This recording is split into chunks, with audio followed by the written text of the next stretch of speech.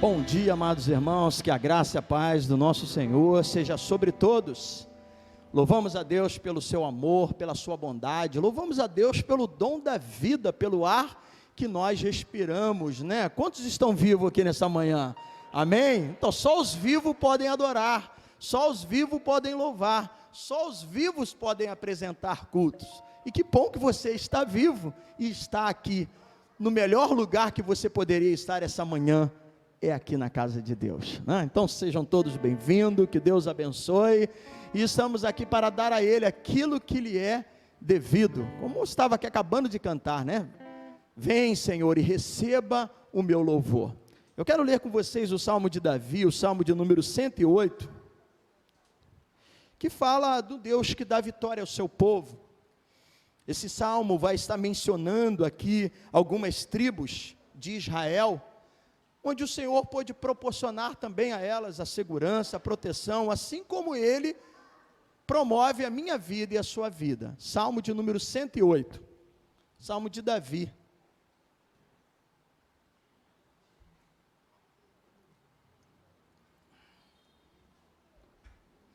Glória a Deus.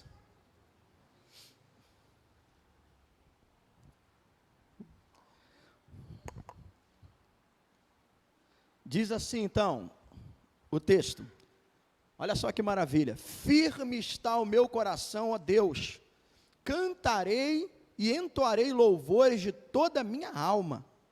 Despertai, saltério e harpa, quero acordar a alva, render-te-ei graça entre os povos, ó Senhor, cantar-te-ei louvores entre as nações, porque acima dos céus se eleva a tua misericórdia e a tua fidelidade para além das nuvens. Se exaltado, ó Deus, acima dos céus, e em toda a terra esplenda a tua glória, para que os seus amados sejam livres. Salva com a tua destra e responde-nos. Disse Deus na sua santidade: exultarei, dividirei Siquém e medirei o vale do Sucote. Meu é Gileade, meu é Manassés, Efraim é a defesa de minha cabeça, Judá o meu cetro. Moabe, porém, é a minha bacia de lavar. Sobre Edom atirarei a minha sandália, sobre a Filístia jubilarei.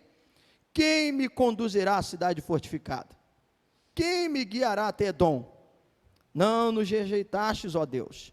Tu não sais, ó Deus, com os nossos exércitos.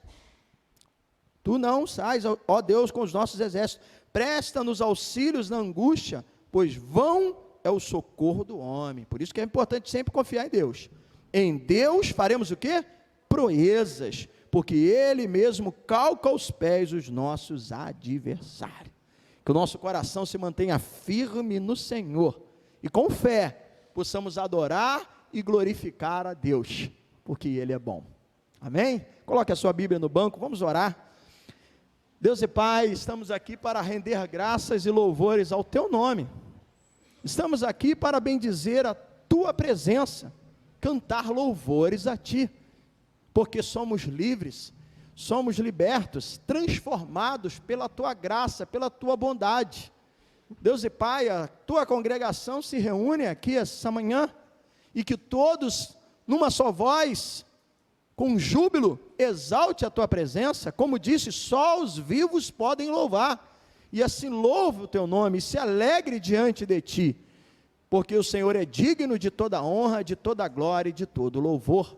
Fala ao nosso coração por intermédio da Tua palavra, Deus, porque aqui também viemos nessa escola dominical para aprender e ouvir de Ti os Seus mandamentos, para que possamos estar firmados nele, e assim estarmos sempre com a promessa do Senhor nos acompanhando. Muito obrigado por cada vida, por cada irmão, por cada um daqueles que escolheram o melhor lugar para estar essa manhã, e aqui estão, para servirem a Ti, e que sirvam com alegria, no nome de Jesus, amém e amém. Bom é estar na sua casa, Senhor, aleluia. Bom é louvar Teu santo nome, bom é cantar e sempre dizer: Senhor, nós chamamos, glória a Deus. Bom é estar Em Tua casa, Senhor, bom é louvar Teu santo nome, bom é cantar sempre dizer: o quê? Senhor, Aleluia. eu amo Nós você. chamamos, Senhor. Mais uma vez. Bom. Bom é estar em tua casa, Senhor. Aleluia. Bom é louvar teu santo nome. Bom é cantar e sempre dizer: Senhor, eu amo. aleluia. Nos seus atos. Nos teus atos, Senhor, eu quero sempre estar. Sempre seja o seu prazer estar neste lugar. Seu santo lugar e no Santo dos santos, pra sempre te adorar. Te adorar. e no santo dos santos pra sempre te adorar. E no santo dos santos Pra sempre te adorar. Aleluia. Bom estar Bom é estar em tua casa, Senhor. Bom é louvar teu santo nome. Bom é cantar. Então cante. e sempre dizer: Mais uma vez, bom. Aliás, é muito bom estar neste lugar. bom é estar em tua casa, Senhor. Bom é louvar teu santo nome. Bom é cantar Obrigado a Deus. e dizer: Senhor, eu Amo você. Nos seus atos, na casa do Senhor. teus atos, Senhor. Eu quero sempre estar Aqui no santo lugar. no lugar E no santo dos santos, pra sempre te adorar. Te adorar. E no santo dos santos, pra sempre te adorar. E no santo dos santos, pra sempre te adorar. Te adorar. E no santo dos santos, pra sempre te adorar. Bom é estar diante de ti. Bom é cantar louvores ao teu nome. Bom é poder estar vivo, levantar as mãos, erguer a nossa voz, glorificar a tua presença, Senhor. Que bom!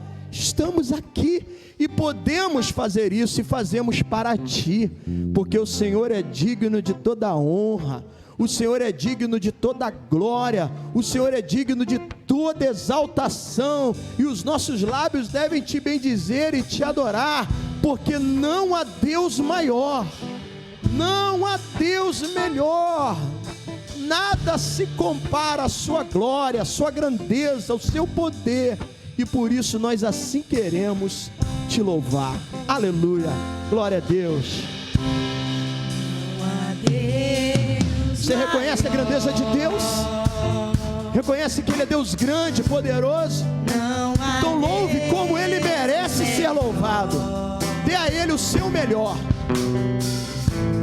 Não há Deus tão grande como nosso Deus. Vamos dizer mais uma vez, não há Deus Não há Deus maior. Maravilhoso é o seu nome, Deus, digno de toda honra e glória. Deus. Aleluia. Não há Deus tão grande como nosso Deus. Vamos falar das suas maravilhas. O que Ele fez? Criou os céus, Criou a terra, criou o sol e as estrelas. O que mais?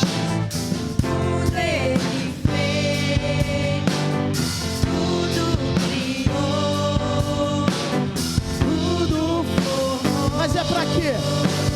É para a glória dele, igreja. Para o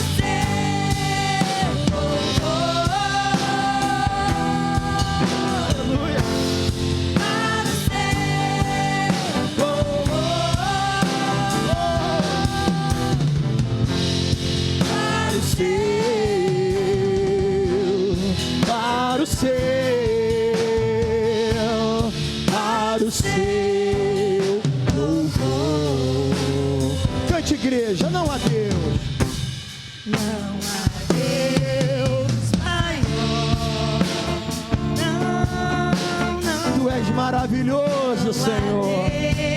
Aleluia. Não há Deus tão grande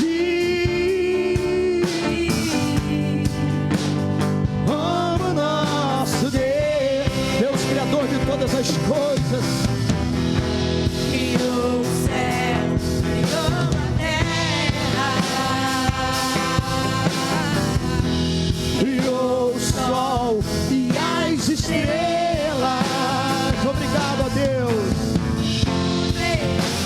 Inclusive eu e você, para que o nome dele seja adorado.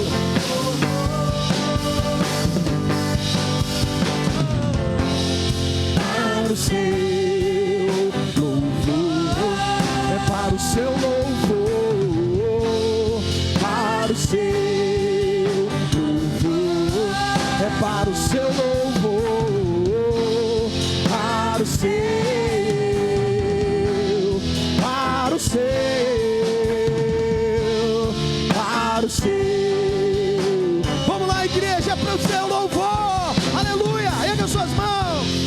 Para o seu louvor, para o seu louvor, para o seu louvor, é para o seu louvor, para o seu, sempre, sempre, para o seu, para o seu. Mais uma vez, para o seu louvor, com toda a sua força. Para o seu louvor, é para o seu louvor, para o seu louvor, é para o seu louvor, para o seu, para o seu, para o seu louvor.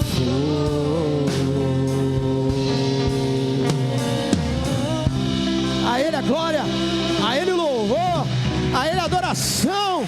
Digno, exaltado, glorificado é o teu nome. Aleluia! Glória a Deus, glória a Deus. Nossos lábios te adoram, te glorificam, te exalta, te engrandece, porque tu és digno de toda honra, de toda glória e de todo louvor.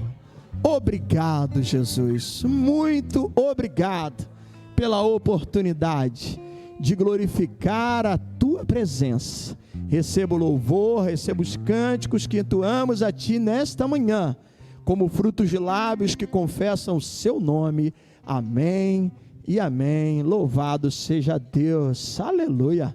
Abençoe a vida do seu irmão que está ao seu lado, que é seu parente, está contigo, você pode abençoá-lo. Obrigado, irmãos, aí pela ajuda no louvor. Obrigado pela contribuição de vocês. Aleluia. Bom, né, estar neste lugar, adorar, cantar louvores ao nome do Senhor.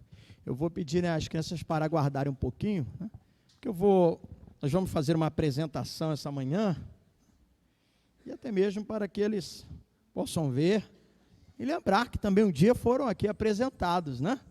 Então, para vocês participarem também neste momento. E eu vou estar chamando, né, aqui a família. Quem será que vai ser apresentado? Pode apagar essas duas luzes aqui, né? Vamos lá. Apaga aqui para a gente poder visualizar melhor aqui. Olha só, que bênção. Nossa nova integrante do berçário, né? Essas mães estão arranjando um bom problema para o pastor, né? Nós já temos aí, Lady Laura abriu a fila, né? Aí teve Isaac, veio o Bernardo, Heitor chega essa semana, né? E tem mais ainda. Maravilha. Então, eu não sei o que eu vou fazer. Porque o berçário vai ter que aumentar, a gente vai ter que comprar berço, mas isso é bom, né? crescer e multiplicar, e que assim a igreja cresça, né? Então, essa manhã, nós estamos aqui para apresentar a Lady Laura, que é filha da Jusilane e do Luciano. Eu quero convidá-los a estar aqui à frente, também os avós que estiverem presentes, né? Nós vimos ali também alguns familiares, a Marlúcia, que eu tive a oportunidade do início ali de bater um papo, conversar rapidamente. Irmã Regina está aí hoje também, né, para celebrar a vida da netinha. Deixa eu colocar aqui minha máscara.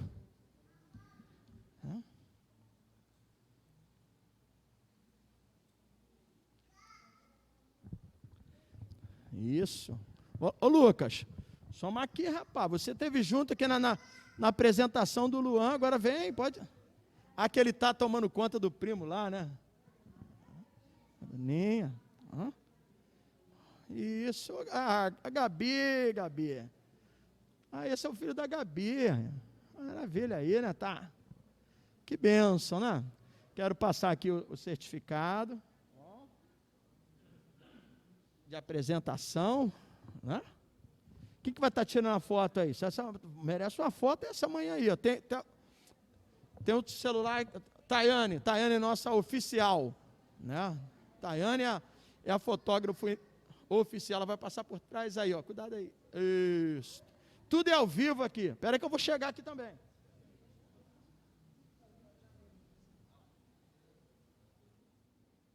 Glória a Deus. Olha aqui, ó. Ruim que vai assustar ela, que não de máscara, né? Meu Deus do céu. Pra cá. Chega pra cá, os irmãos, papai, mamãe, a família, né? A Igreja Cristã Nova Vida, ela não batiza crianças, até porque se eu perguntar aqui a Leide se ela tem consciência do seu pecado, o que ela precisa se arrepender, ela não tem noção da sua inocência, né? Mas nós orientamos aos pais. Jusilane está aqui, Luciano tem caminhado, para que ensine o filho no caminho que deve andar. O dever são dos pais de ensinar o filho no caminho, e assim conduzi-los. E a igreja, ela soma esse lugar que abriga desde o berçário, e assim como a gente vai vendo crescendo, olha o Lucas como está, tudo passou por esse processo aqui, né? Mas olha o Lucas já está um adolescente, o Luan daqui um dia também, e vai crescendo junto com os pais no caminho. Mas nós apresentamos, Maria e José apresentaram Jesus no templo, então esse é o nosso papel, para que então Lady Laura cresça, recebendo os ensinamentos dos pais no caminho que é Cristo, e assim lá na frente tome a decisão por Cristo, como o único e suficiente Salvador da sua vida. Então nós vamos, né, neste momento, apresentar, ok? Você pode estender as suas mãos? Deus e Pai, diante da autoridade maior sobre a vida, aqui se tratando, né, dessa esfera terrestre, a autoridade sobre a vida de Lady Laura é Luciano e Jusilane, os seus pais, que têm aqui a presença, né, também da avó, das tias, todos estão aqui essa manhã, com o intuito de participar desse momento de grande importância, porque o Senhor abençoou, escolheu Lady Laura desde o ventre da sua mãe. O Senhor cuidou de todo esse período de gestação. O Senhor abençoou essa família. O Senhor tem abençoado o Luciano, o abençoando dia após dia na sua saúde, para que ele também pudesse estar aqui essa manhã, participando desse momento tão especial, que é a apresentação da sua filha. E nós apresentamos a Ti, para que o Senhor, assim como em todo momento guardou, cuidou, continue guardando, protegendo, livrando de todo mal. Vivemos dias tão difíceis, de tantas situações, de tantas doenças, mas Senhor, nós contamos sempre com a Tua presença. Por mais que Luciano e Jusilane possam tentar estar ali 100%, querendo proporcionar algo para a Leide, não será o suficiente, porque se o Senhor não guardar a cidade, em vão vigia o sentinela. Mas o Senhor tem guardado essa casa, o Senhor tem guardado essa família, e nessa manhã estamos aqui, perante a Tua igreja, o Teu povo, no altar, para apresentar Lady Laura a Ti, de uma forma oficial, para que o Senhor continue sendo o seu Senhor, guardando, e assim ela cresça, estatura, graça e conhecimento, para a sua glória, e numa declaração de dependência, Senhor Deus, eu apresento Lady Laura, em nome do Pai, do Filho e do Espírito Santo, e a igreja diz, amém. Louvado seja Deus. Maravilha, aleluia, amém. Obrigado aí à família, né, que veio para prestigiar esse momento, né? Glória a Deus. E aqueles que assim desejarem, né, apresentar, né, os seus filhos, daqui um dia a gente vai ter a oportunidade de conhecer também o Isaac, da Sabrina, o Heitor, né, da Sueli, e é importante que você pegue uma ficha, junto com o nosso diácono, Sebastião, e você vai estar preenchendo, a gente vai marcar uma data, tá bom? Para ter esse momento especial, né? Isso é bíblico, né? Nós temos o exemplo do próprio Senhor Jesus Cristo, né, que seus pais assim fizeram, levando no templo. Você vê essa passagem em Lucas, né, no Evangelho de Lucas, e nós apresentamos ao Senhor. Agradecemos aí a presença dos familiares que vieram participar essa manhã. Agora, muito bom. Dando continuidade, né, vamos louvar com as nossas ofertas. Depois eu quero também dar um recadinho para os adolescentes, mas antes vamos servir com as nossas ofertas. Se você trouxe o seu envelope com o seu dízimo e a sua oferta e desejar trazer aqui à frente, esse é o momento também onde expressamos o nosso louvor financeiro. Espero que essa semana a gente consiga iniciar o trabalho aqui no teto, algo que os nossos olhos não vão ver, mas é um trabalho importante, tem um investimento para isso, e graças a Deus, eu posso dizer isso, por causa da sua fidelidade, do seu desprendimento, tudo já foi pago. Só falta começar, e para começar o tempo tem que estar bom, né? Bom no sentido de estar com sol, porque a chuva também é boa, né? Mas há certo tipo de trabalho que chovendo não dá para realizar. E essa semana, o pastor Ricardo deve chegar aí com o irmão, com o ajudante, para iniciar o trabalho da gente estar colocando uma manta asfáltica em todo o telhado da igreja. Isso vai corrigir alguns erros de goteira, vai melhorar a questão térmica e também acústica, no que se diz respeito no barulho nos dias da chuva. E você tem sido grande responsável para manter esse lugar e nos dar a oportunidade de abençoar outros ministérios. Glória a Deus. Oremos. Senhor, muito obrigado, porque mais uma vez, essa manhã, podemos louvar a Ti, agora de uma forma diferente, com o fruto do suor do nosso rosto, expressando gratidão por aquilo que o Senhor já tem nos dado e nos abençoado. Não participamos como quem espera receber algo em troca, porque o Senhor nos amou primeiro, o Senhor já nos abençoou. Nós somos abençoados em Cristo Jesus, mas entendemos a importância da fidelidade, da lei do dízimo, da generosidade nas contribuições para continuar mantendo este lugar, fazendo as coisas que são necessárias e abraçar e abençoar a outros, como foi a igreja de Filipos, a igreja de Tessalônica, de Bereia, que grande ajuda abençoar o ministério do apóstolo Paulo na abertura de outras igrejas. Esse é o Espírito. De graça nós recebemos, de graça também vamos dar. Melhor é dar do que receber. Dai e dar-se-vos-á. Então, Deus, que esse seja sempre o Espírito entre nós. Nós somos gratos pela fidelidade, pela generosidade do teu povo, pelas entradas que chegam essa manhã e apresentamos a Ti como um louvor, no nome de Jesus. Amém e amém. Deus abençoe a sua vida financeira, Deus abençoe a sua fonte de renda. Eu vou pedir aos adolescentes que fiquem aí de pé, olha, legal, né, porque vocês atenderam aí o convite, tá bom? E nós estamos reiniciando a escola dominical, pela manhã. Camila vai estar nos ajudando hoje, obrigado Camila, tá bom? E vocês vão ter a oportunidade ali também de bater um papo com ela, já ver o próximo material, porque eu sei que acabou a antiga revista, e tudo isso vocês vão ali conversar e ter esse momento. Obrigado por vocês terem vindo, Que Deus abençoe. Pode acompanhar lá a Camila, tá? Logo mais às 19 horas, as boas novas da salvação, no culto das 19 horas. Mas agora pela manhã, mantendo o perfil e o caráter de uma escola dominical, que ela pode ser feita com divisões de classe, como já fizemos em outro momento. Também estou estudando a possibilidade, até porque questão de espaço é algo que nos leva a ter alguns tipos de pensamento sobre isso. Mas esteja orando. Mas o perfil, o caráter do nosso culto pela manhã, né, será sempre de estudo da palavra de Deus. Em novembro, eu comecei uma exposição, a exemplo do que eu fiz ano passado, sobre a exposição de 1ª, 2ª Pedro. Depois o irmão Lucas, né, o jovem Lucas, teve a oportunidade também de contribuir, falando de Judas. Eu comecei a exposição da 1ª epístola de João. Isso foi no dia 14 de novembro, mais ou menos 3 meses atrás, né? Foi no ano passado, mas não foi um passado tão longe, né? E ali foram 4 ministrações, no dia 14, eu falando mais sobre a introdução, falando um pouco do autor, né? No dia 21, falando do que ele estava apresentando como tema principal da sua carta.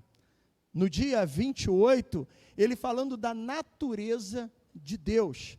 E no dia 2 de dezembro, que foi a última vez que eu falei sobre a Epístola de João, entrando no capítulo 2, falando os 2 primeiros versículos sobre o advogado incomparável. Então foram 4 mensagens, todas elas estão salvas, né, registradas no canal do YouTube, I de igreja, C de casa, N de navio, V de vida, ICNV Lages, né, seja no YouTube ou no Facebook, que os irmãos podem recuperar. Mas já se passaram 2 meses, tivemos Natal, né, então muda um pouco a programação, tivemos janeiro, período alguns de férias, e agora estou retornando e quero assim levar essa série, para que possamos concluir as epístolas de João. É uma forma expositiva, expondo a mensagem. Como ficamos 2 meses hoje para retornar, por isso eu anunciei lá o retorno às epístolas de João. Eu quero então fazer aqui um resumo daquilo que nós já falamos nesses 4 domingos. Eu sei que é desafiador, mas é para que vocês possam se reiterar novamente, né, do que é o tema principal dessa epístola, do que se trata essa epístola, qual o objetivo que João tem, e aí então a gente vai dar continuidade para que assim possamos concluir a exposição dessa carta, tá ok? Então, hoje, o retorno às epístolas de João. Então, se vamos falar sobre as epístolas de João, abra a sua Bíblia na 1ª epístola de João. Às vezes a gente tem um hábito de falar 1 João, né? Ou pode ser a 1ª carta, epístola e carta, mesma coisa, né? Mas o hábito normal é falar 1 João. Então vamos ler 1 João, todo o capítulo 1 e os 2 primeiros versículos do capítulo 2. E eu quero então recapitular, fazer aqui, né, um resumo para que a gente possa se reiterar. Você que perdeu alguma das séries, né, você pode ver lá no canal do YouTube ou no Facebook e recordar, tá bom? Mas aqui a gente vai se inteirar novamente de uma forma com que possamos ter já um entendimento, ainda que de uma forma panorâmica, sobre essa epístola de João. Ok? Muito bom. Diz assim então, a partir do verso 1 do capítulo 1 de 1 João. O que era desde o princípio, o que temos ouvido, o que temos visto com os nossos próprios olhos, o que contemplamos e as nossas mãos apalparam com respeito ao verbo da vida.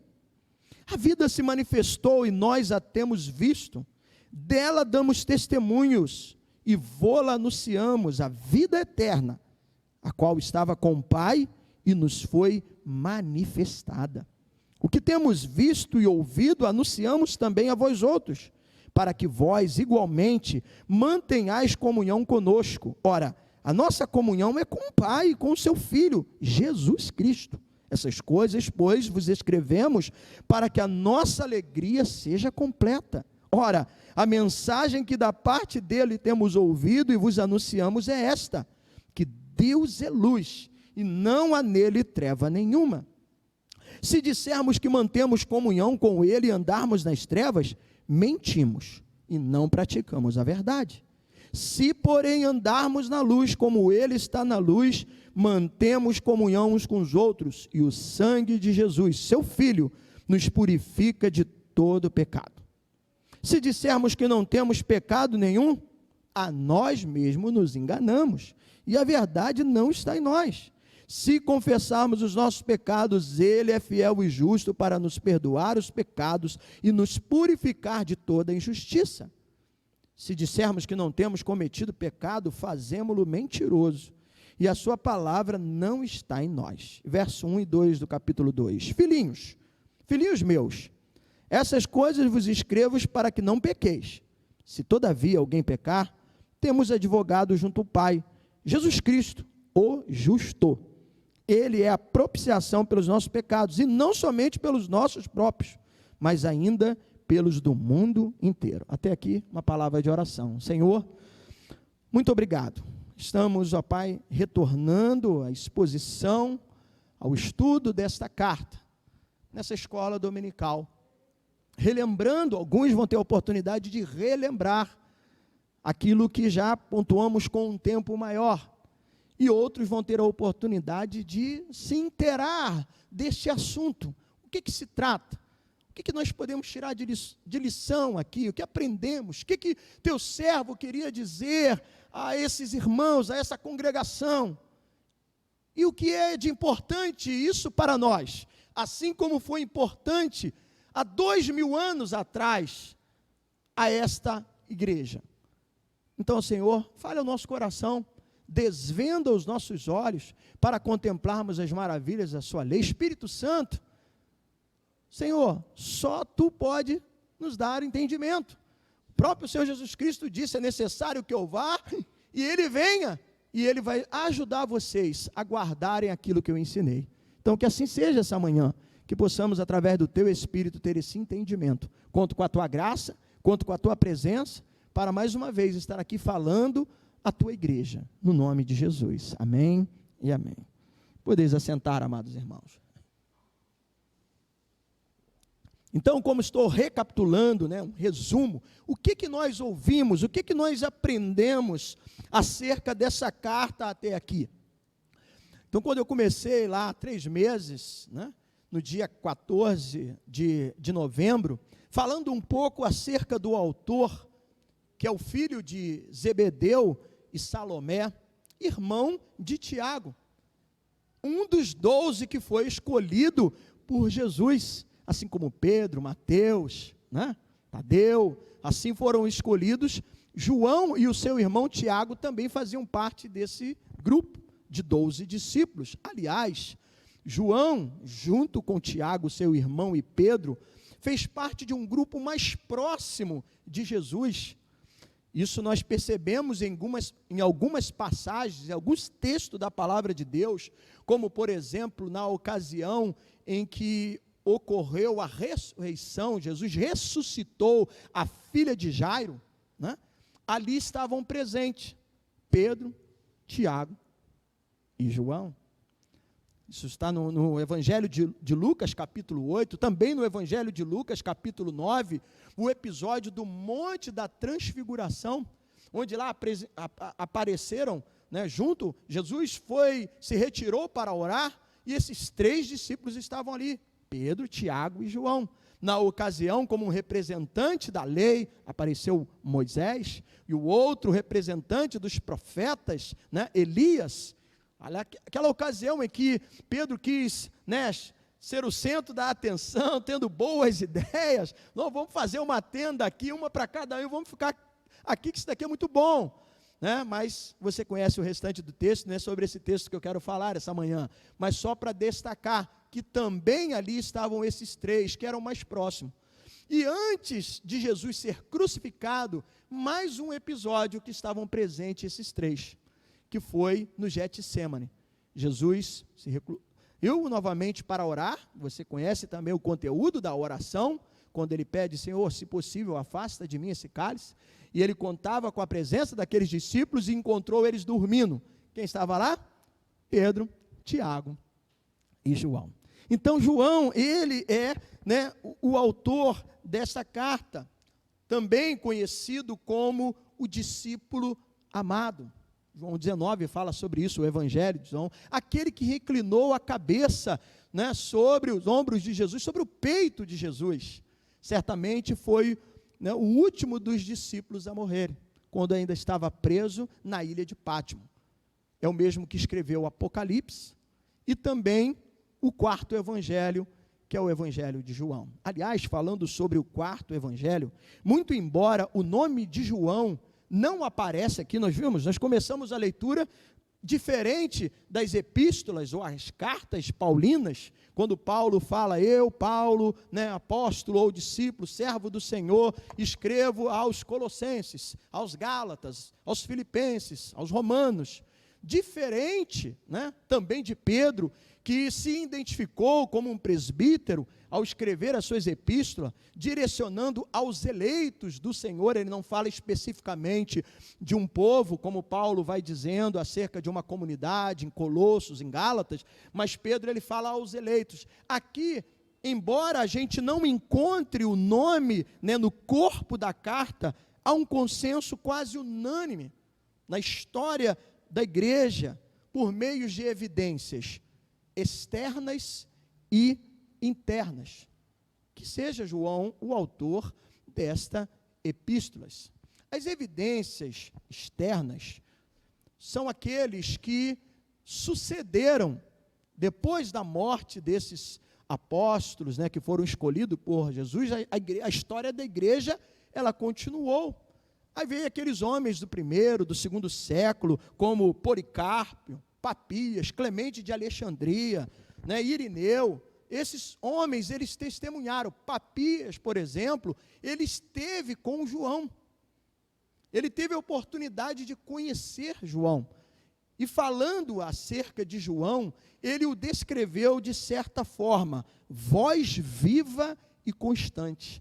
Então, quando a gente fala assim, os pais da igreja, foram esses homens que sucederam esses apóstolos e deram continuidade, até que hoje eu e você alcançamos e recebemos o Evangelho do Senhor. E Papias teve esse contato direto com João e o descreveu como voz viva e constante. No que se diz respeito às evidências internas, então, uma das formas da gente interpretar e ter um conhecimento, a exegese do texto sagrado, a gente compara também o estilo.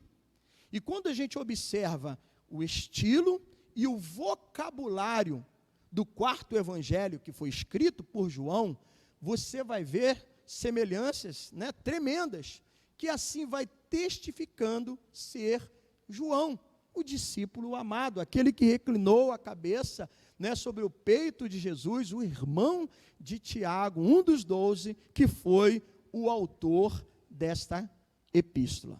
Então, isso nós falamos no dia 14.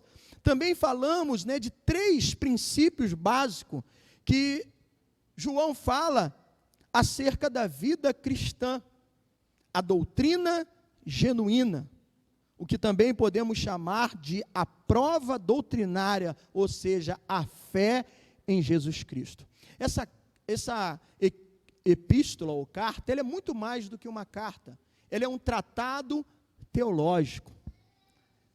João aqui, ele vai apresentar a sua apologética, que nós chamamos de defesa da fé em Cristo, a sua exegese, para que eles pudessem crer que no Senhor a salvação deles estava garantida. Se o Evangelho de João, o quarto Evangelho, foi escrito, quando lá no capítulo 20, ele vai mencionar, não sei se é no versículo 13, ele vai dizer assim, que olha, os sinais que aconteceram e que foram registrados, foram para que vocês crescem que Jesus é o Messias, o Filho de Deus. O Evangelho ele escreveu para que aqueles que ainda não tinham um encontro, pudessem, através dos sinais, das evidências, crer que Jesus Cristo é o Senhor.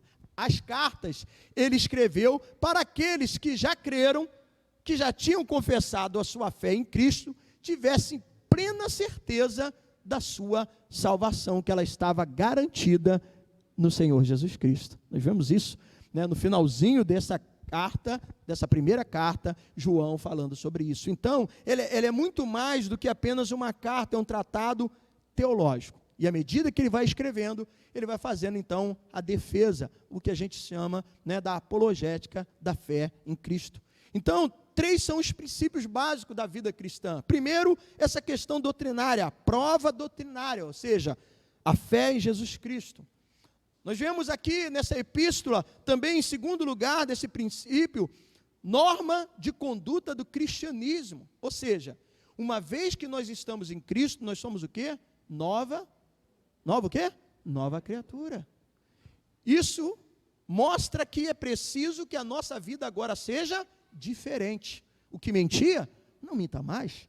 O que adulterava, não adultere mais. O que roubava, não roube mais.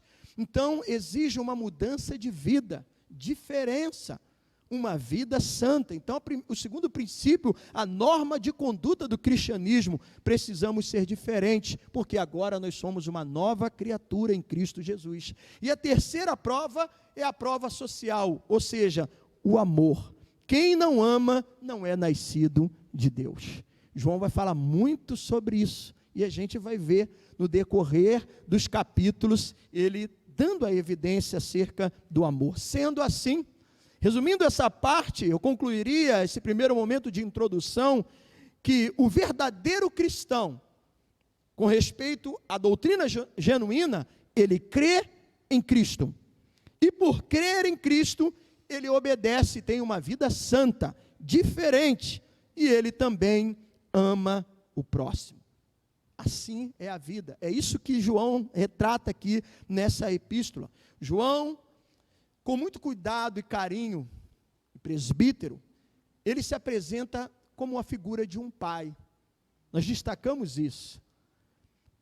Que ele então, o seu trato, principalmente o capítulo 2, você vai ver por diversas vezes a expressão meus filhinhos. Nós lemos aqui, logo no início do capítulo 2, filhinhos meus. João, ele trata essa comunidade, esses irmãos, como seus filhinhos. Se apresenta como uma figura de um pai, que pega a criança pela mão e vai protegendo, guardando e guiando. Protegendo do quê? Guardando do quê? Protegendo dos falsos mestres. Porque ele diz, assim como houve, né, Pedro falou também sobre isso, assim como houve falsos profetas, também em nossos dias surgirão os falsos mestres.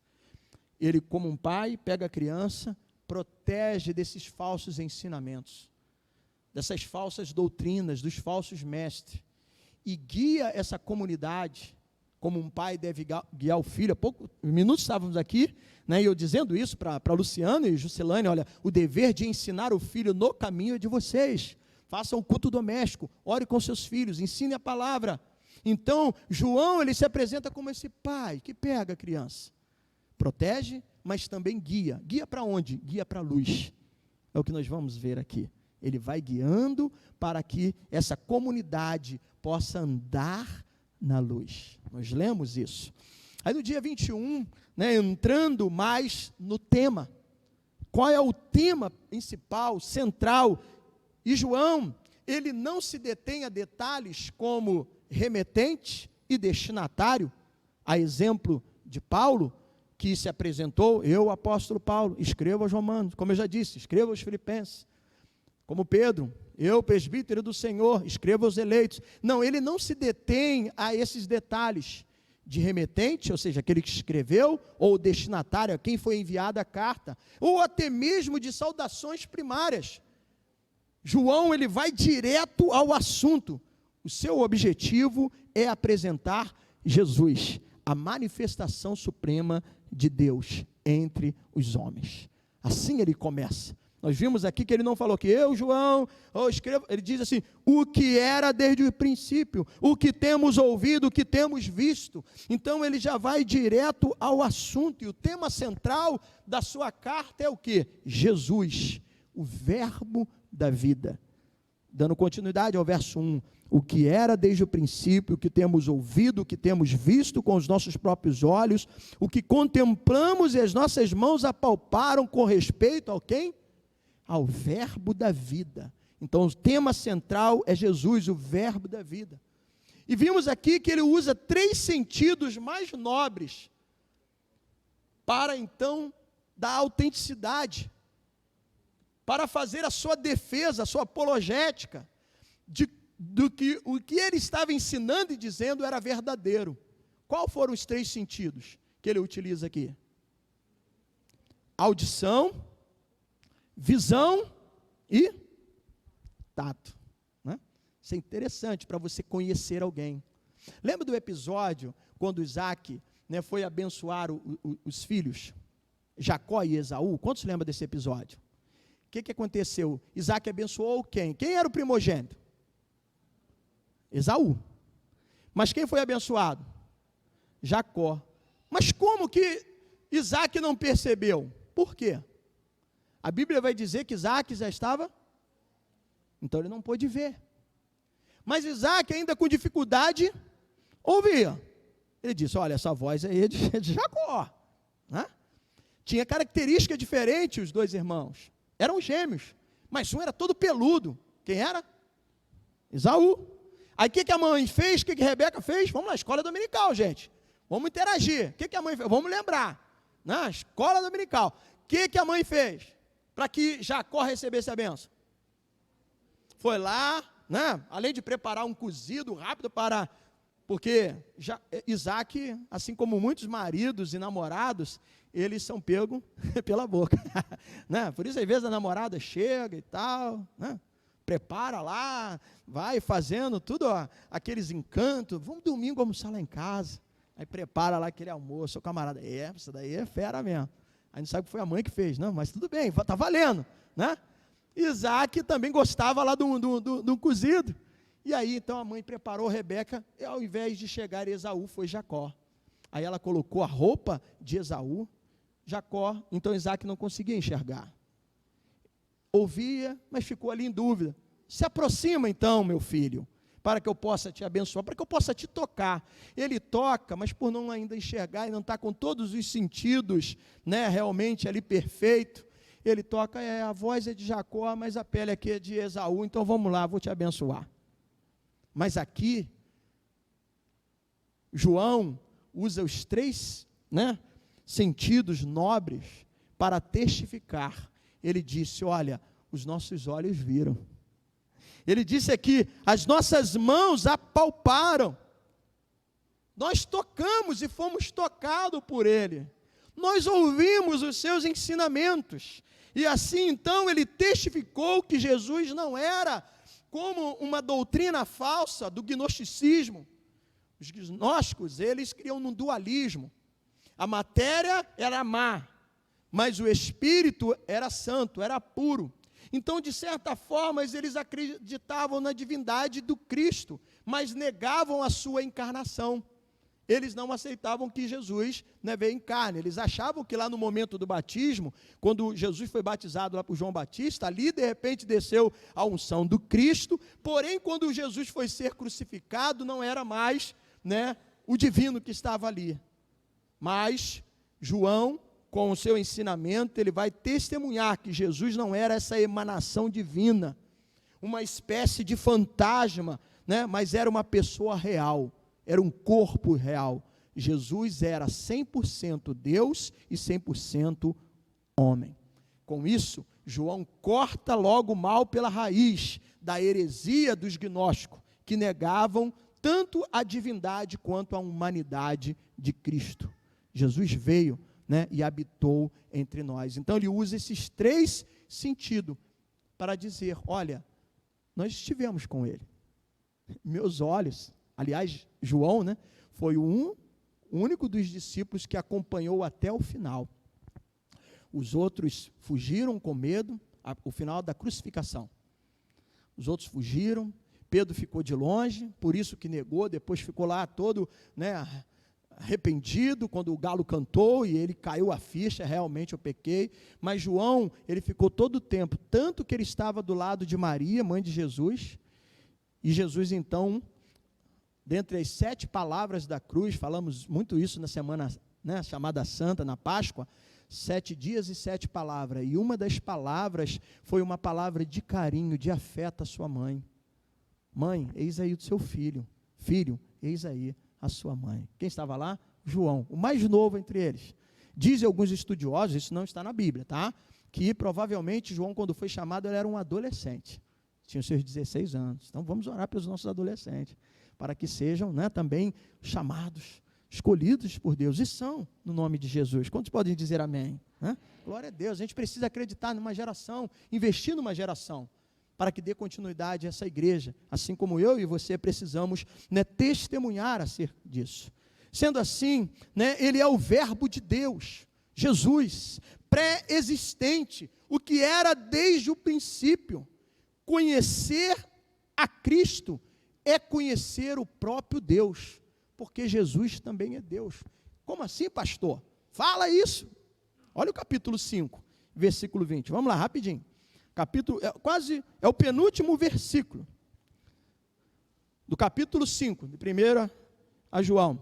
Então, falar do verbo de Deus é conhecer a Cristo e conhecer o próprio Deus. Verso 20 diz assim, João concluindo essa primeira epístola: também sabemos que o Filho de Deus é vindo e nos tem dado entendimento para reconhecermos o verdadeiro.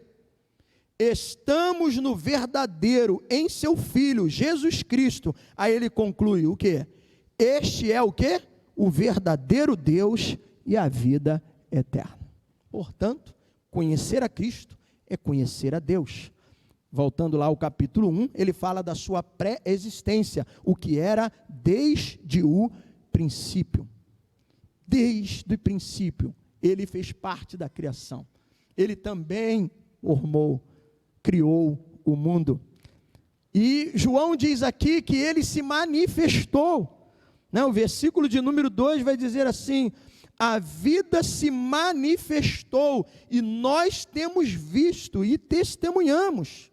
Então, assim como também João no Evangelho escreveu no capítulo 1, versículo 14, o verbo se fez carne e habitou entre nós. Aqui mais uma vez o próprio João, por isso que eu falei que o vocabulário se assemelha, e por isso assim a gente vai identificando que o autor do 4º Evangelho é o autor dessa carta, porque o seu estilo, o seu vocabulário, isso são provas internas. E assim como ele disse lá no Evangelho, no capítulo 1, versículo 14, e o verbo se fez carne e habitou entre nós, e vimos a sua glória, a glória como unigênito do Pai, agora ele vai dizer aqui, a vida se manifestou e nós a temos visto. A importância de se ater aos ensinamentos dos apóstolos, preste atenção nisso. Como que a igreja vivia, a igreja primitiva? Em Atos vai dizer o quê? Eles perseveravam no quê? Na oração, no partir do pão, na Santa Ceia e na doutrina dos apóstolos. E o que os apóstolos ensinavam? Aquilo que eles ouviram de Cristo, de Jesus. Então, amados irmãos, aqui está a maior revelação, a profecia maior. Se você ler a Bíblia, se você entender, se você estiver atento ao Evangelho, você não precisa de nenhuma outra revelação, a revelação suprema, maior, acerca da salvação de Cristo, da nossa vida, para onde nós vamos, o que precisamos fazer aqui, como ter uma vida espiritual bem-sucedida, está aqui na palavra de Deus. A igreja perseverava na doutrina dos apóstolos. Por quê? Os apóstolos viram, os apóstolos tocaram, os apóstolos ouviram, e o que ouviram, eles transmitiam. Então, aquele que era desde o princípio, ele se revelou. O verbo se fez carne, habitou entre nós. E uma vez que ele se manifestou, permitiu a comunhão com ele. Aí eu chamo a tua atenção para uma coisa.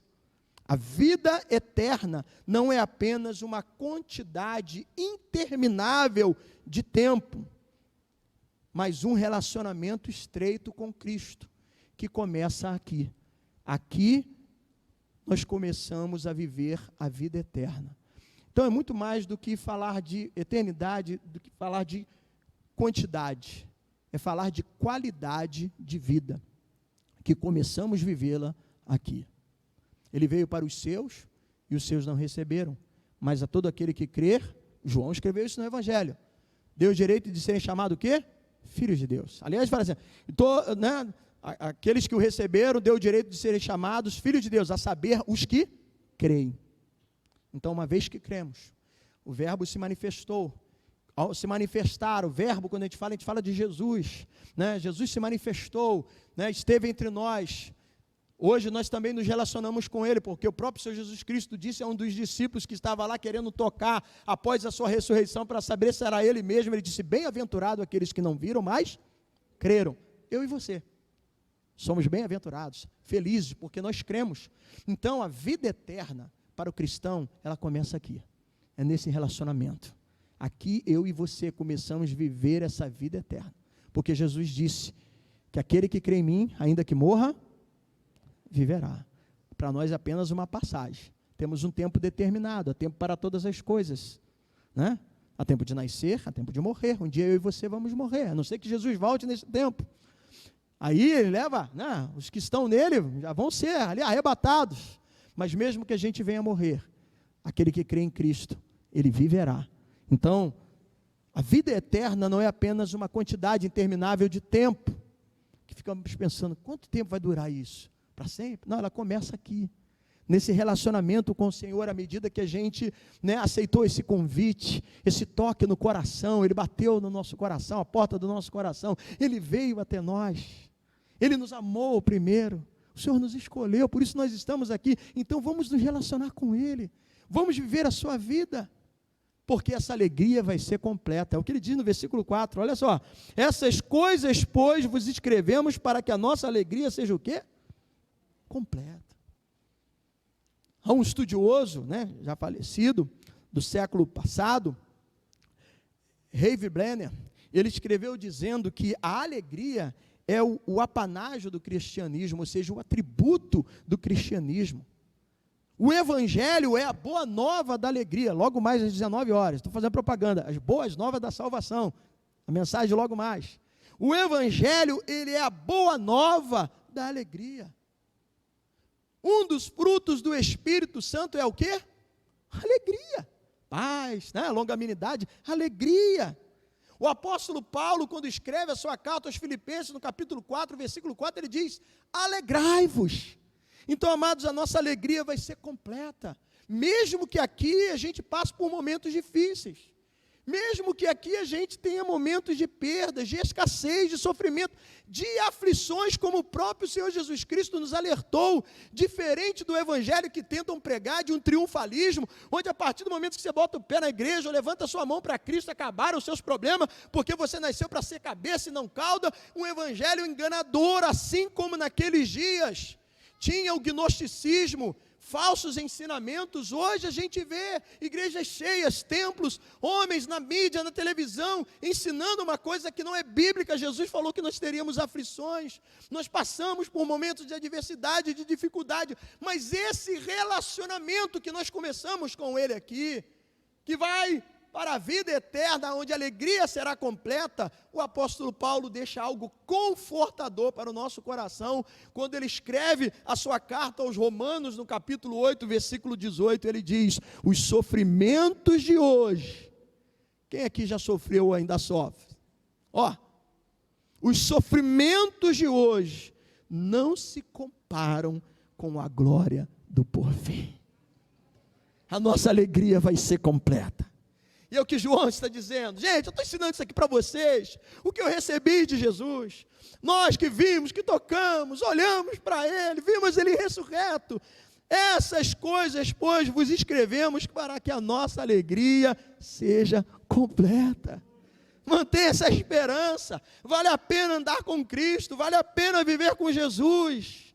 Então, João, após aqui apresentar o tema principal, Jesus, o verbo encarnado. Aí no dia 28 de novembro eu falei da natureza de Deus. Ele acaba de falar sobre Jesus, o verbo né, encarnado, o verbo vivo, para então dizer acerca da natureza de Deus, onde começa a partir do versículo 5. Ele vai então assim dizer, capítulo 1, versículo 5. Ora, a mensagem que da parte dele, ou seja, aquilo que eles receberam de Jesus.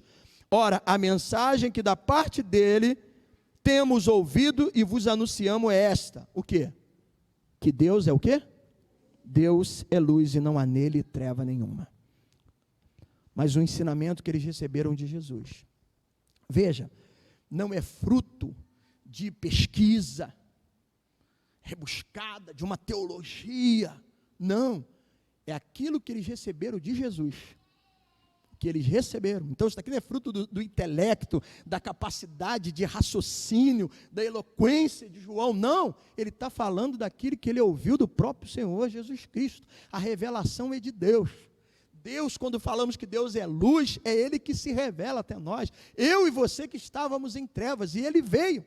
A luz veio e esteve no meio de nós. Então João termina de apresentar Jesus, o verbo da vida, e passa a mostrar a natureza de Deus. Deus é luz, e os que permanecem nele andam na luz. Aí entra a questão da conduta. Uma vez que nós somos nova criatura, agora somos diferentes, uma vida santa. Aí ele vai falar da conduta, né? Quando professamos a nossa fé em Cristo, nós andamos como Ele andou. Nós amamos como Jesus amou. Devemos, pelo menos devemos. Uma nova criatura. Paulo disse, já não sou eu quem vivo, mas Cristo vive em mim. Ó, se Cristo vive em mim, eu tenho que amar como Ele amou. Eu tenho que andar como Ele andou. Então, ao apresentar, né, essa natureza de Deus, ele vai mostrando sobre isso. Por quê? Dizer que Deus é luz significa que não há nenhuma coisa secreta, oculta, encoberta ao seu redor. Além de falar da revelação que Ele se revelou entre nós, que estávamos em trevas, Deus é luz no sentido de que nada pode ficar oculto aos seus olhos. Deus vê tudo, irmão. Aonde o pastor não está, Deus, Ele é onipresente, Ele está, seus olhos veem tudo. Aonde o seu pai não está, Deus está, Ele vê tudo. Onde o seu cônjuge não está, sua esposa, o seu esposo não está, ei, cuidado com o que você vê, porque Deus vê tudo. Ele é luz nesse sentido, os seus olhos veem tudo. O salmista no Salmo 139, ele diz, eu posso ir lá no alto, mais alto, Deus lá está. Nas profundezas, Deus lá está, porque Ele é onipresente. E mais, Ele sabe o que está no nosso coração, na nossa mente, porque Ele é onisciente, Ele é conhecedor de todas as coisas. Então, falar que Deus é luz é isso, significa que Ele, né, vê todas as coisas, nada está oculto aos seus olhos, e não há nele trevas. E aqui fala algo também interessante, nesse paralelo, porque a gente vê esse paralelo com frequência, luz e trevas. O que significa? O que representa isso? Na palavra de Deus, alguns estudiosos, como os, né, um mais contemporâneo, diferente de Herbert Blenner, mas John Stott, que também já é falecido, faleceu no ano de 2011, mas um outro estudioso da palavra de Deus, né, um teólogo britânico muito conhecido, ele certa vez, falando sobre essa questão de luz e trevas, ele assim comparou, abre aspas, intelectualmente, luz é verdade e trevas é ignorância. Moralmente, que é um ponto forte aqui, luz é pureza, trevas é mal, é pecado. Deus é luz, não há nele trevas, não há nele pecado. Por isso que não tem como ter comunhão estando em pecado, andando nas trevas, ter comunhão com Deus. Não há nele trevas. Tem que haver, né, uma mudança de vida. E nesse sentido aqui, está falando do aspecto moral, a conduta no cristianismo, como vivemos, como andamos.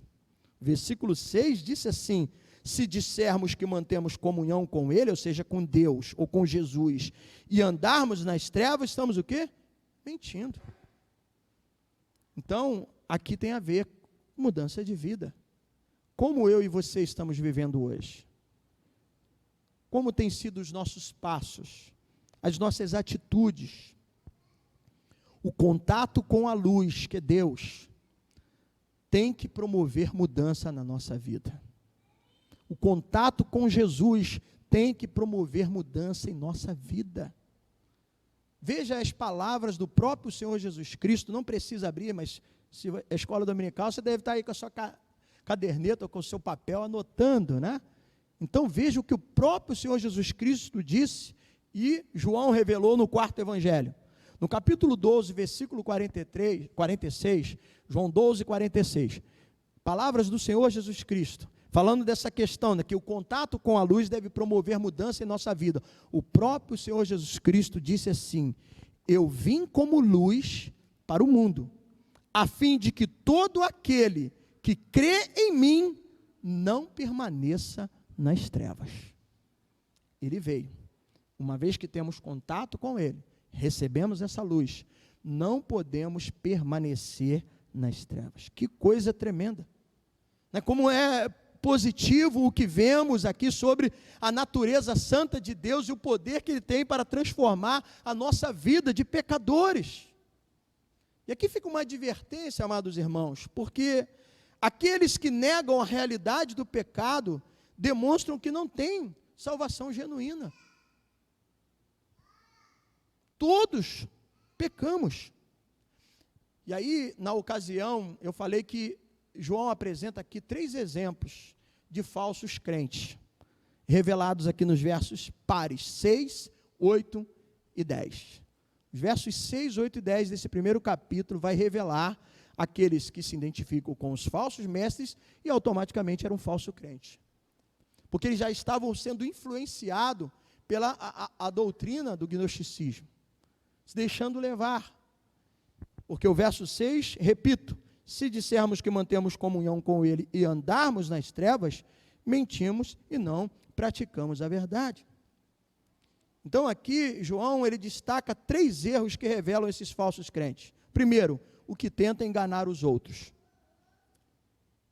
Ele até tenta passar uma imagem, até por conhecer alguns textos bíblicos, ele impressiona com o seu discurso, com a sua fala, ele está sempre falando, né, da Bíblia. Mas a hora que vai revelar, como que a gente se conhece a árvore? O que a palavra de Deus fala sobre isso? Pelos frutos que se conhece a árvore. Eu posso saber de Gênesis a Apocalipse. Eu posso conhecer ali os 66 livros, né, canônicos, santos, da palavra de Deus. Mas eu posso até no meu trabalho de vez em quando falar, não, olha, Jesus é maravilhoso, Deus é bom, e de fato Deus é bom, de fato Jesus é maravilhoso, só Ele salva, só Ele cura, né? É o Jeová Rafa, o Deus que cura, Jesus liberta. Mas lembre-se de uma coisa, o principal testemunho no evangelismo é o nosso comportamento, é a nossa conduta. O que vai valer é aquele momento, como eu disse, que você de repente está ali na roda de amigos, aí começam a falar uma piadinha, e você, é isso mesmo, você vai concordando, de repente, com uma imoralidade, né? A gente relaciona, a gente brinca, tem coisas que são saudáveis e não vai implicar na nossa conduta cristã, mas há certas coisas que a gente tem que, não tem. Não que a gente é melhor, mas somos diferentes. Somos agora uma nova criatura. Então muda-se. Aí de repente a pessoa fala tanto do amor de Deus, mas surge uma situação, não, mas pisou no meu calo, pastor. Pisou no meu calo, aí não, aí muda esse negócio, espera aí, que é isso?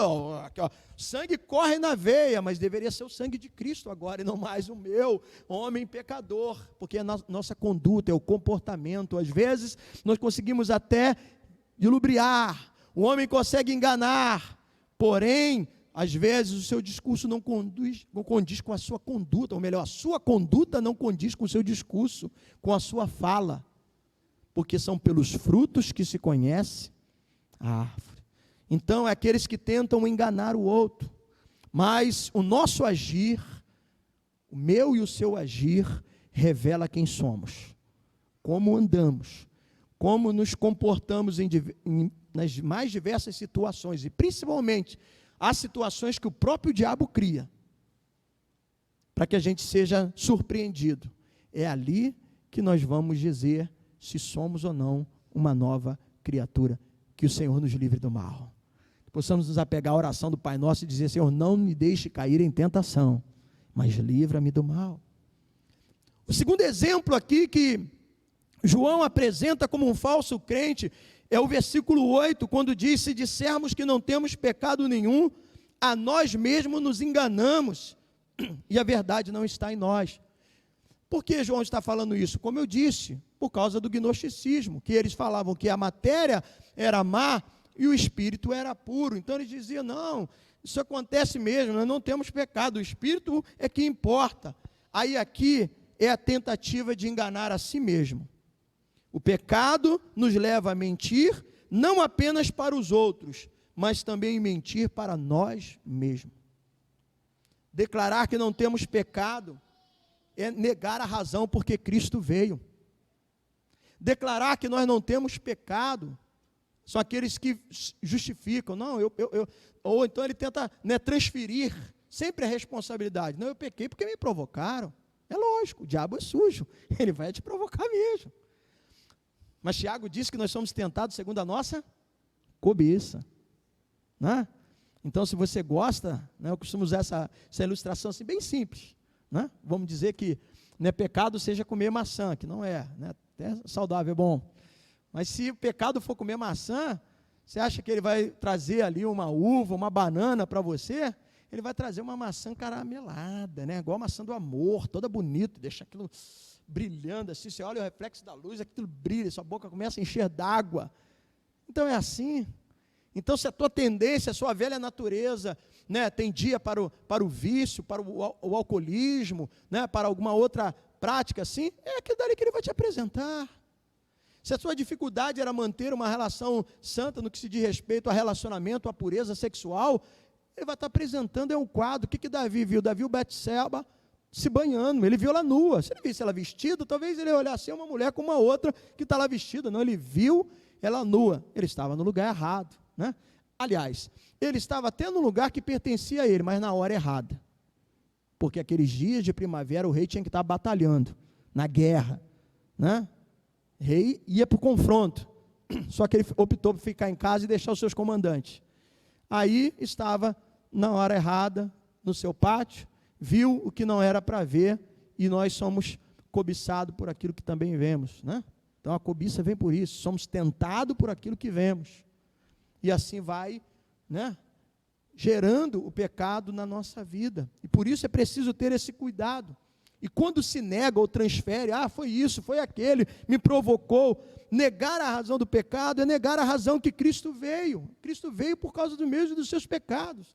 É negar o perdão pelo qual ele morreu na cruz, como disse Lloyd Jones.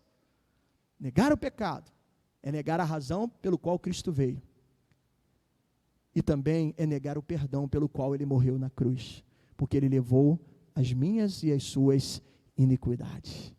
Amém, igreja? Então, a segunda tentativa do falso crente é enganar a ele mesmo.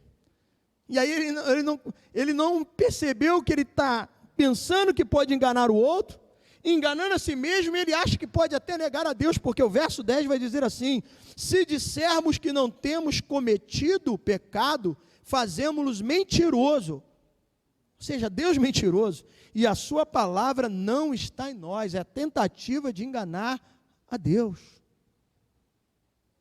Algo mais perigoso, só que não tem como. Nós somos pecadores, todos pecaram. O Salmo 14, versículo 3, anota aí, Salmo 14, versículo 3. Todos se desviaram e juntamente se corromperam. Não há quem faça o bem, não há nenhum sequer. Romanos 3, 23, pois todos pecaram e carecem da glória de Deus. Então todos nós pecamos, todos nós erramos, todos nós falhamos. A diferença está agora, depois de apresentar esses 3 exemplos de falsos crentes, é quando João no versículo 7 e 9 vai dizer: como se comporta. Porque, amados irmãos, nós somos pecadores. Como acabei de citar o versículo 3 do Salmo 14 e Romanos 3, 23. Mas olha a diferença daquele que está em Cristo. O verso 7 vai dizer assim: se porém andarmos na luz como ele está na luz, mantemos comunhão uns com os outros, e o sangue, seu Filho, faz o quê? Nos purifica de todo o pecado. Hernán Dias Lopes, ele escreveu dizendo que andar na luz é pavimentar o caminho da comunhão com Deus e com o próximo. Quando você anda numa estrada, às vezes de chão toda emburacada, o seu percurso é tranquilo, você consegue andar livremente? Sim ou não? É mais dificuldade. Agora, quando você pega um asfalto,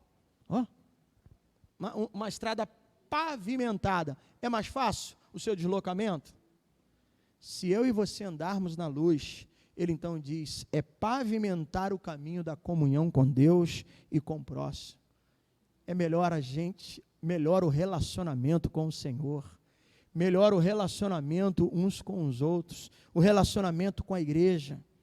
Então, não negue o pecado, mas confesse, porque uma vez que nós confessamos, aqui diz, o sangue do seu Filho nos purifica de todo e qualquer pecado. O versículo de número 9 vai dizer que o cristão verdadeiro, ele confessa os seus pecados.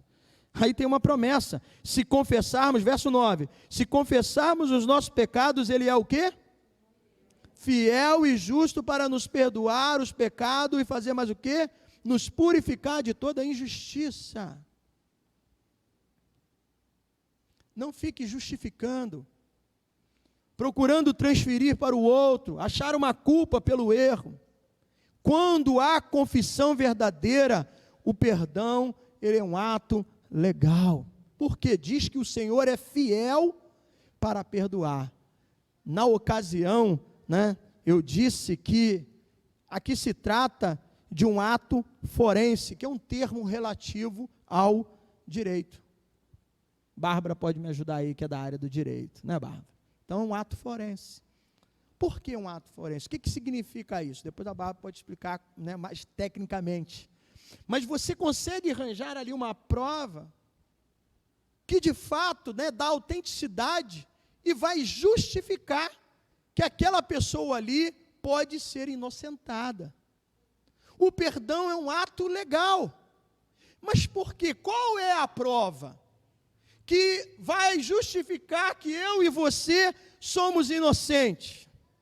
Eu lembro aqui de duas canções, uma mais moderna, pela cruz me chamou, gentilmente me atraiu e eu, sem palavras, me aproximo, mas aí os mais antigos, e essa se encaixa bem, pela cruz que um dia, não, foi na cruz, onde um dia eu vi meus pecados castigado em Jesus. Foi ali, pela fé, que os meus olhos abriu, e agora me alegro em sua luz. Foi na cruz. Por quê? Aí é o ato forense. Qual é a prova que eu e você somos justificados? Que os nossos pecados foram cancelados. Ele cravou na cruz, igreja. Isso nos dá garantia. Essa é a comprovação que dá autenticidade, que eu e você somos perdoados, porque o castigo que nos traz a paz estava sobre ele. Ele levou as nossas iniquidades, por isso ele é fiel e justo. Muito mais fiel e justo para nos perdoar, mas também para nos purificar. Então, queridos irmãos, é na cruz. A primeira frase fala de um débito que nos é quitado, que Deus quitou. Se confessarmos o nosso pecado, ele é fiel e justo para, primeiro, perdoar. Nós tínhamos uma dívida. Cancelado fora o escrito de dívida que era contra nós. A primeira frase, então, fala de um débito que Deus quitou. A segunda frase, ele é fiel e justo para perdoar. A segunda frase é, nos purificar de toda injustiça. A segunda frase é uma mancha que ele remove. Primeiro ele pagou, rasgou a dívida. Você não deve mais, não é um inadimplente. Agora eu te purifico, meu filho, eu te lavo. remova os pecados, não tem mais mancha, porque a única marca que nós temos agora é o sangue do Cordeiro na nossa vida, é a presença de Jesus, do seu sangue que nos purifica de todo pecado. Amados, como isso é tremendo, como a palavra de Deus é maravilhosa, como isso vai trazendo paz e certeza para você defender acerca da sua fé, que uma vez que você creu em Cristo, se tornou filho de Deus, hoje você é uma nova criatura, e nenhuma condenação há para aqueles que estão em Cristo Jesus. Ele cancelou a dívida, Ele nos purificou de todo o pecado, porque nós temos, que aí foi a mensagem da ceia, a última palavra que eu trouxe, então aqui eu já vou para as conclusões, falando do advogado incomparável, viu, Bárbara? Jesus é o nosso advogado incomparável. Versículo 1 do capítulo 2, filhinhos meus, João está dizendo, tudo que eu escrevi para vocês, é para que vocês não venham pecar. Se todavia, porém, alguém pecar, temos o quê? Um advogado junto ao Pai. Quem é esse advogado? Jesus Cristo, o justo. E o que Ele é? Ele é a propiciação pelos nossos pecados, e não somente pelos nossos próprios, mas ainda pelos do mundo inteiro. Jesus é o advogado incomparável. Queridos, não é bom que a gente peque, né? Embora nós continuamos a ser pecadores. Porém, eu deixo aqui uma advertência, uma observação. O pecado na vida do crente, ele deve ser um acidente, não um hábito, não uma prática comum. É um acidente, são exceções. Não podemos nos acostumar com o pecado. Então, crente, quando peca, é um acidente, e não um hábito repetitivo para que se torne comum. Mas se porventura pecarmos, João está dizendo aqui, nós temos um advogado junto ao Pai, um advogado incomparável. Por que ele é incomparável? Porque ele intercede por nós, ele está ali do lado de Deus, intercedendo pela minha e sua vida. Por que ele é advogado incomparável? Porque ele é justo. Isso fala do seu caráter. Ele é perfeito, Cordeiro Santo de Deus. Não cantamos aqui? Ele é o Cordeiro Santo de Deus, puro, não há mácula, não há mancha, ele é perfeito, não há nenhum advogado tão sério, perfeito, justo como Jesus, e a sua maneira de advogar é tremenda, ela é incomparável, porque os seus métodos são totalmente diferentes. Porque um advogado de defesa, eu vou aqui explorar a Bárbara, que é da área dela. O advogado de defesa, ele vai fazer de tudo para arranjar uma maneira que ele venha justificar ali e defender o seu cliente. Ou seja, tentar mostrar, olha, poxa, ele errou, mas não é bem assim, ele não queria pegar. Ele viu ali, então ele vai criar situações. E por que Jesus é um advogado diferente? Porque Jesus aqui não veio, passar a mão na nossa cabeça, não. Ele não veio defender a nossa inocência, mas ele veio destacar a nossa culpa. O Evangelho revela quem somos, nós somos pecadores, nós somos culpados sim. Qual é a diferença desse advogado? Ele não veio mostrar as nossas virtudes, os bons antecedentes, que às vezes o advogado de defesa tenta ali, em favor do seu cliente, dizendo, espera aí, ele já fez tanta coisa boa, ele é um trabalhador, então leve em conta isso. Para a lei aqui da terra, usam-se alguns argumentos, mas no que se diz respeito ao espiritual, não, Jesus ele veio para apontar os nossos erros, porém de uma forma diferente.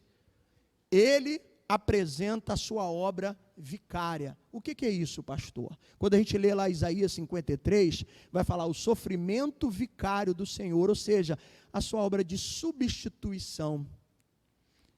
Nós somos culpados, nós temos erros, nós não somos inocentes, mas ele é um advogado diferenciado, porque ele assume a minha e a sua culpa. O castigo que nos traz a paz estava sobre ele. Ele é o advogado que se coloca no meu e no seu lugar. Ele diz assim, eu vim aqui, estou na cruz, para fazer com que ele se torne inocente, não porque ele é inocente, porque ele é bonzinho, porque ele não tem erro, não tem culpa. Ele tem, mas a culpa está sobre mim. Eu carrego a culpa dele. Eu levo a culpa dele. Ele é um advogado diferenciado. E assim ele tem como base da nossa absolvição. Ele pode ser absolvido. Eu e você fomos absolvidos. Nenhuma condenação há para aqueles que estão em Cristo Jesus. Porque ele levou o nosso pecado. Jesus é um advogado diferenciado e incomparável. Porque diferente dos advogados famosos, quanto mais famoso for o advogado, ele cobra mais barato ou mais caro? Mais caro. Aí fica difícil, né? Pô, você estava precisando de um bom advogado. Mas quanto que é um bom advogado? É X? Caramba. Não vai dar, não. Mas olha a diferença de Jesus. Ele é quem pagou as nossas dívidas. Ele pagou com o seu sangue. Eu e você fomos comprados para Deus. Com o seu sangue. Olha que diferencial de advogado, de defesa. Ele diz, olha, esses camaradas que estão aí são tudo culpados. Todos pecaram. Foram destituídos da presença de Deus, mas eu estou aqui para estar no lugar dele.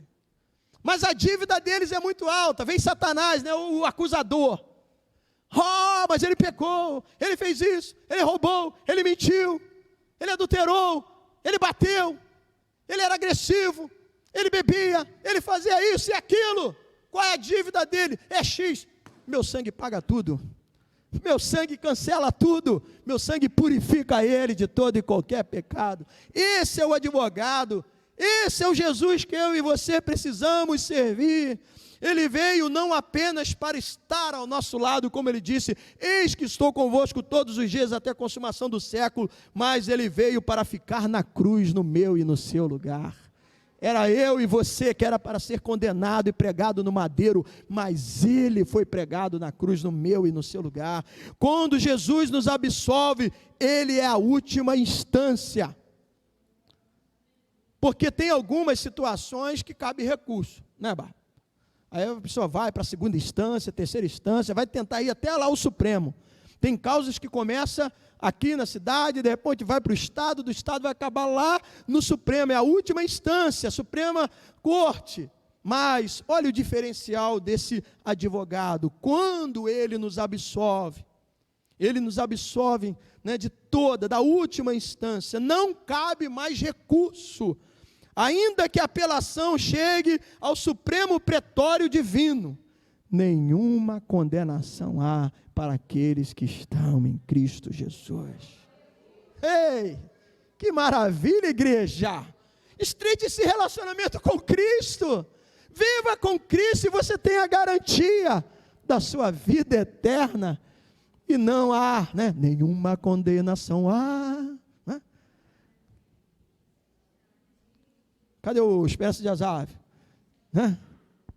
É certo que provas virão, né? Provas, né? Vem toda a situação, mas nós estamos garantidos em Cristo. Jesus é a nossa esperança. E para concluir, veja, né, o que Paulo fala, veja as perguntas que Paulo diz em Romanos 8, para a gente fechar aqui recapitulando essa introdução, né? O que nós falamos até aqui de João, para a gente continuar na semana que vem, a partir do versículo 3, para a gente fechar aqui, para a gente orar. Romanos 8,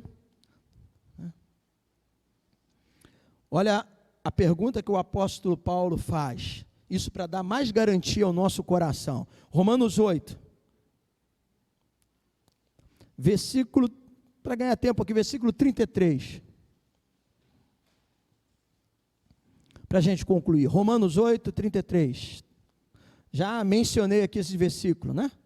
Aí diz assim, olha, vamos dizer lá que o vil tentador tentar te acusar, como eu disse, não cabe mais recurso, né? Você já foi absolvido, e qual é a garantia que eu tenho? Bíblia, palavra de Deus. Romanos 8, 33, quem intentará acusação contra os eleitos de Deus? É Deus quem justifica. Quem os condenará? Olha aí a resposta. Então Paulo vai fazendo a pergunta e ele mesmo vai respondendo. Quem os condenará? É Cristo Jesus quem morreu, ou antes quem ressuscitou, o qual está à direita de Deus e também o quê? Olha a advogada aí, intercede por nós.